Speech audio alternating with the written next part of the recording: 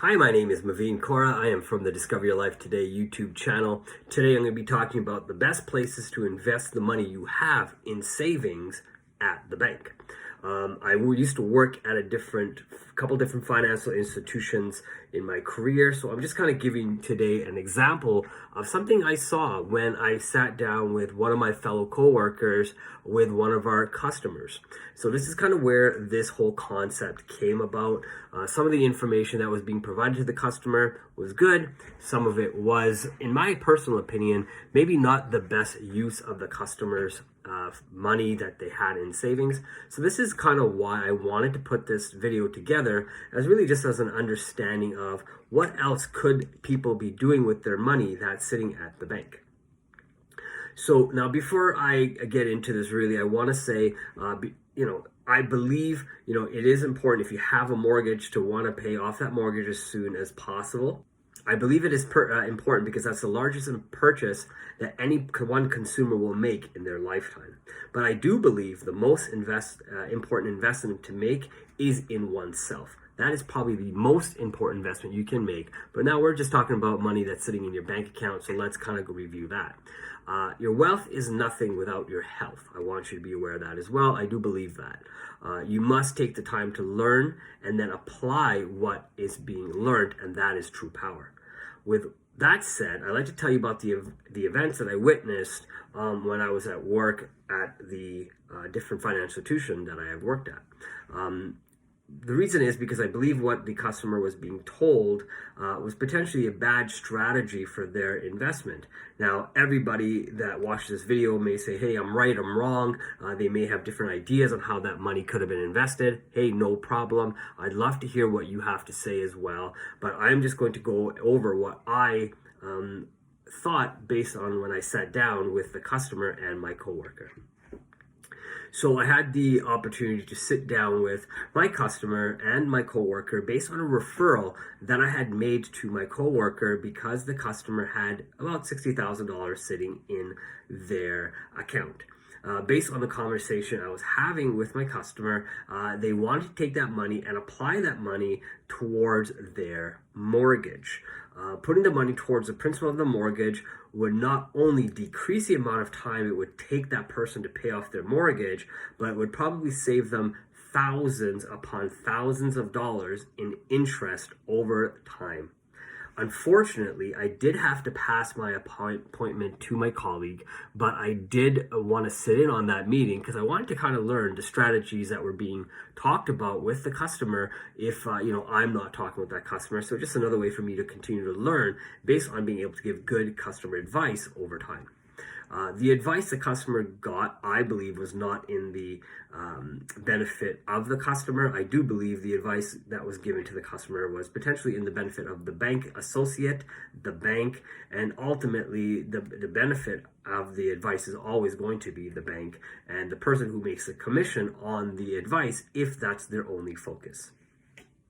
So I'll kind of break down the events that would happen. In my opinion, the customer came in to lower their outstanding amount of their mortgage.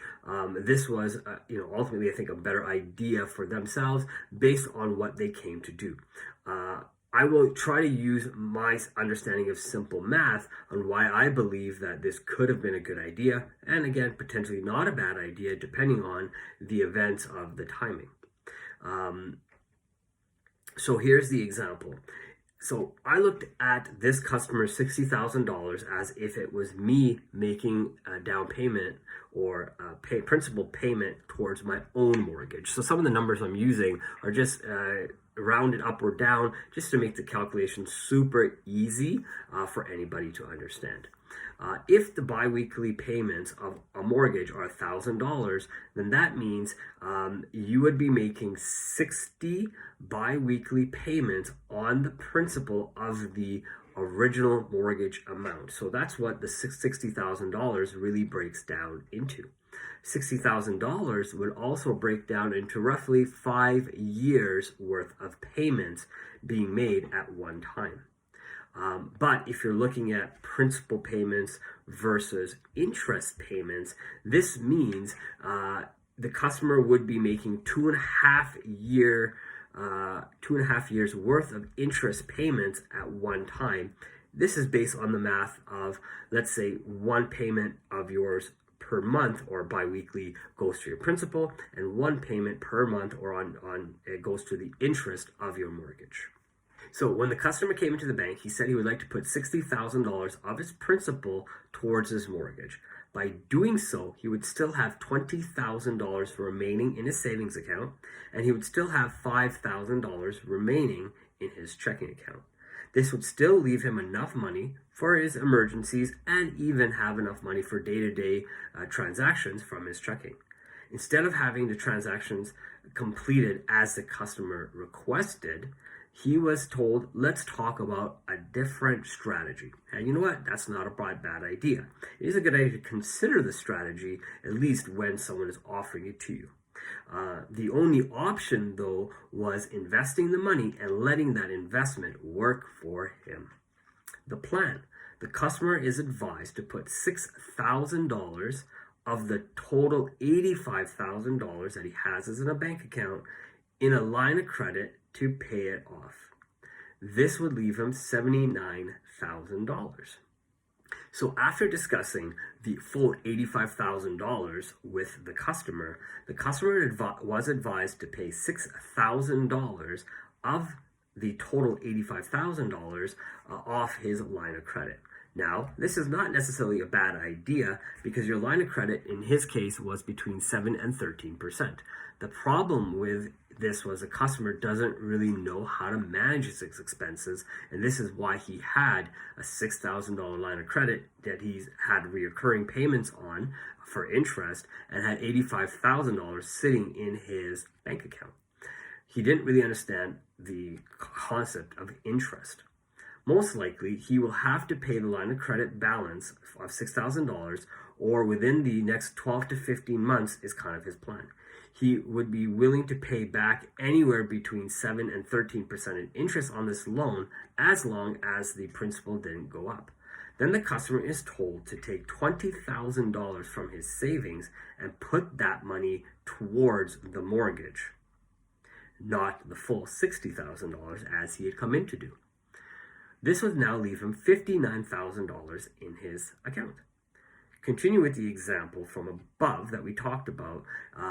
Now this means that he's only going to have 20 bi-weekly payments of extra payments, or 10 months worth of payments, instead of 60 payments or 2.5 years worth of payments being made towards the interest. Next, the customer is told to leave $5,000 in his checking and $5,000 in his savings. The rest of the $49,000 he should invest in a mutual fund. The reason is that the historical data shows the mutual funds will perform at 7% over the last 10 years. Now, no one can promise you that the next 7 to 10 years will give you that kind of returns, but listening to the person that I was sitting with was kind of telling the customer that that is kind of the guaranteed rate based on historical data. So again, this is from a little while back, about 2018. I know it's 2020 now when this video is being made. So obviously there's certain things that have happened in the market, but I did want to give the example on how you should look at your money. Historical data is just that. It's historical. It's just a prediction of past performance and is no way an indicator what the future will bring. It is just a sales tactic, in my opinion.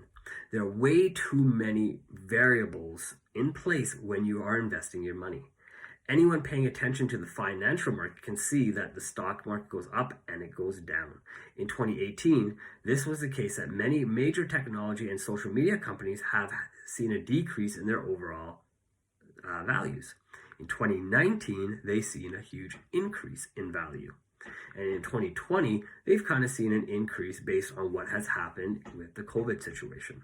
The so-called FANG stocks, Facebook, Apple, Amazon, Netflix, and Google, have not performed well of late in 2018. Really, the only one showing growth is Amazon because of their online sales, and again in 2018. With the trade tensions between the United States of America and China, the market had been declining as a whole in 2019. Prices were going up and customers were really beginning to change their buying habits. As you can see, no one can really guess what the stock market will do because, again, there's so many different variables. But when a customer is being promised, 7 to 10% in the next 7 to 10 years, then it does look better for their money potentially. Instead, the customer is being told now to invest their hard-earned dollars into a potential losing market. As you can see, March 2020, the market hit the lows, and since March 2020, the market has gone up, at least until where we are today. And in most people's mutual funds have only began to recover since. The bank will continue to take their fees, don't forget about that, for the total amount of money that you have interested. They will also continue to post record profits from quarter to quarter, making billions on the money that you gave to them to invest on your behalf. To ensure the mutual fund yield returns, the customer is told to leave the money in the investment for at least 5 years. Then the customer will start to see a result. Only then will the customer see a result. The longer the period, the better result. Why not short term? There are a lot of money being made from people who are trading, and a lot of money being lost, of course, from people who are doing trading in the stock market and in mutual funds and ETFs. But the customer is not told that. The customer said, hey, let me manage your money. Again, because the sales agent is making money on the money that is being invested with him or her. So my evaluation of kind of what to do with the money. So the mutual fund idea. Why would you ever invest money in a mutual fund versus paying down your mortgage? To me, it makes no sense, and I'll try to explain it with simple math again. Let's say you have a mutual fund at the bank and it does well. Let's assume the fund will pay out 7% per year and does not have any ups or downs over the next 5 years, starting January 1st, 2019. Or 2020 or 2021. Doesn't really matter the year. This means the market is an upward trend the whole time, and it means it'll stay a bull market. Again, we can see in 2020, it did hit the bottom of the market in March, which was considered a bear market. And since then, it's been back in a bull market. So you can kind of see that. Now, you can invest at $49,000 and earn 7%. This would give you a total of $3,430. Simple calculation interest over the next 5 years, a customer would yield $17,150. Although unlikely, if this were to happen, this would not be a bad investment. But this is too good to be true, isn't it? Mortgage payments. That's my next example. In order to explain why a mortgage payment is a better idea if you have a mortgage, I'm going to, like I said, give you some numbers to think about. Now, let's say the balance of the mortgage is $500,000. I've used Canadian dollars because I live in Canada. You can use your equivalent currency to make some simple calculations. With an amortized period of 22 years remaining, that's what the customer had. This is close to the customer's example. Okay. Second, let's assume the rate of interest on this mortgage is 2.5% fixed.